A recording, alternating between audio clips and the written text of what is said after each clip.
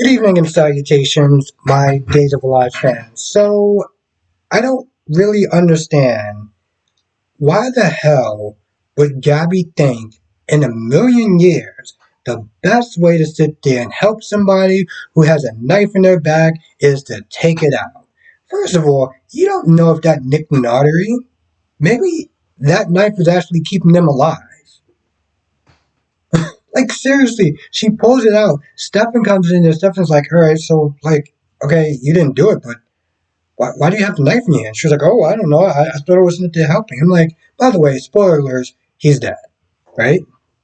Like, maybe you actually taking out the knife might actually kill them. Did you actually think about, I don't know, calling 911 first? Let me tell you this. Let me tell you just another reason why I don't feel bad for her. So they get to the hospital because he's actually alive, but surprisingly, so they get him to the hospital, and then he flatlines later on, right? And she's on tears and stuff like that. She's like, "Oh, so how's he doing?" And they're like, "Oh yeah, he's dead or whatever." And she's like, "All right, well, um, well, the guy's kind of dead at this point, so it is what it is." He did sit there and say, "Who was it attacking?" All right, and I was just like, "Wow, you really are human garbage, aren't you? You really are human garbage." Of course, um, he said that Gabby did it. Wendy comes in there. This girl does her best impression of trying to be all traumatized and yell and scream and stuff like that. And some people have it, some people don't. Whatever, it's a soap opera. So I'm gonna let that one slide. But she comes in there and she's clearly like, "Yo, you did it." She was already upset with her when she was talking to Trip when they left the bistro. When she saw that, she was like, "Yo, yeah, you did this. You really want to sit there and screw with my brother."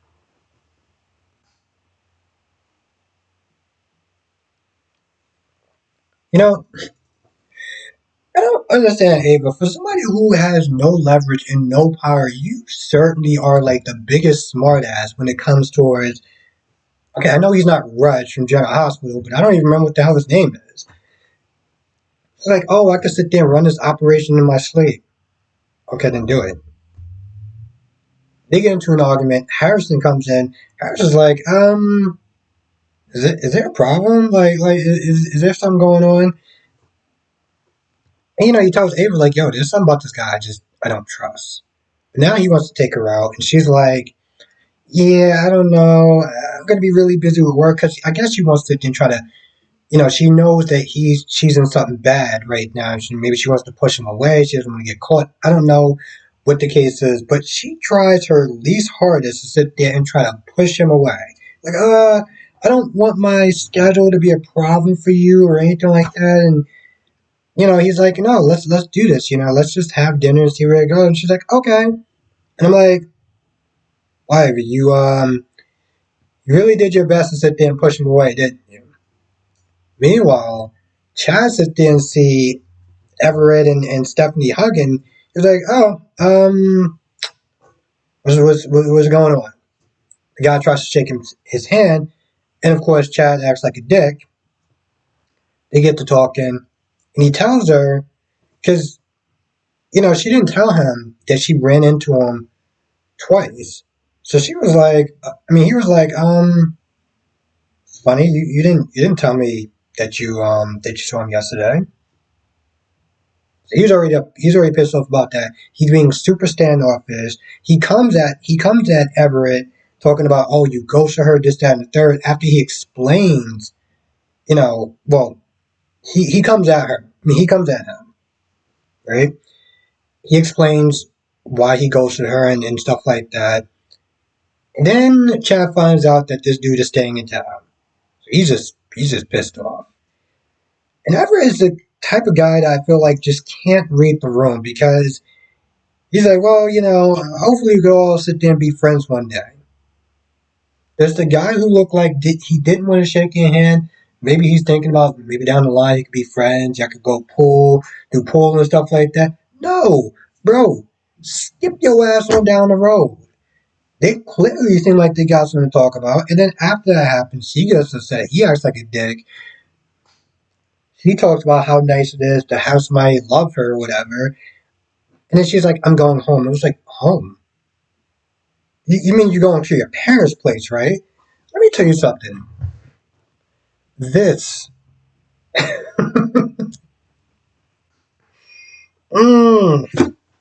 is so stupid, right? I'm not trying to be sexist, and I know guys will sit there and do something like that too, but we're not talking about guys right now. We're talking about women, okay? She's the type of woman that wants to get married to this guy, even though that he said he doesn't want it.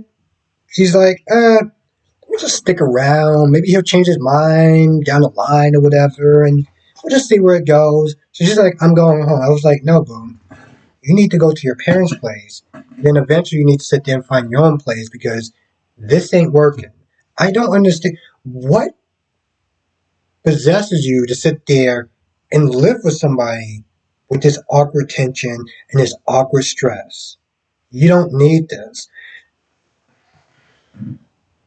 Stress in a relationship can really affect how you move day to day. It affects your work, it affects your mood. You really want that? You really think that Chad is worth it? I don't understand why she has not just left already. Or why you haven't just not sat there and said, you know what, this ain't working. I mean, they're both, I'm going to be honest, they're both a pair of jackasses for staying in this mess of relationship. That's the only way I can sit there. I mean, I have other words I could say, but just for the sake of YouTube, we're going to sit there and call it a mess. So you got that going on. Brady, like an idiot, is sitting there kicking himself, telling Marlena that, yeah, those two Pinky in the Brain pretty much kind of screwed me over. They were off for themselves, and I got screwed over. I'm sorry. Are you waiting for us to sit there and feel bad? For us to sit there and do the aw sort of thing? No, bro. You did this to yourself. I get that you want your little girl back, but maybe you should sit there and be focusing on Tate at this point because he practically said that you neglected him for your favorite child. And what are you doing right now? Being Father of the Year, of course. You got that going on, right?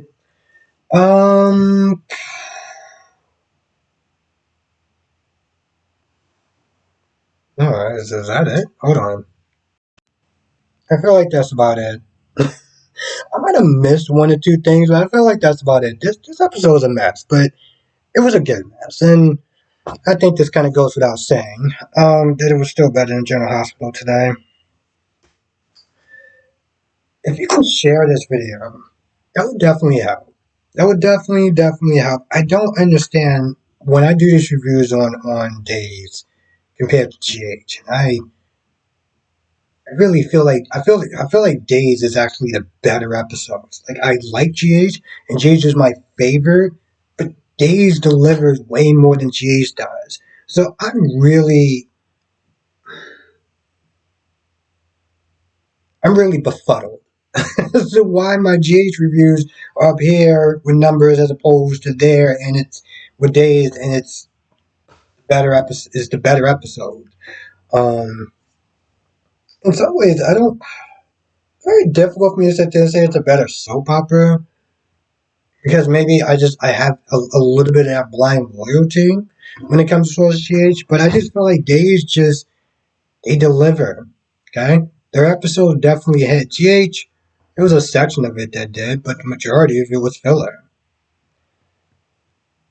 I don't know why, but I feel like I missed something. Well, if I did, you know what to do. Come to the live stream tonight, 8 p.m. Eastern, 5 p.m. Pacific. We'll sit there and talk about all the shows. Days of Our Lives, Bold and the Beautiful, General Hospital, and Young and the Restless. And with that being said, I'm going to go. Thank you for watching, and I will see you in the next video or live stream.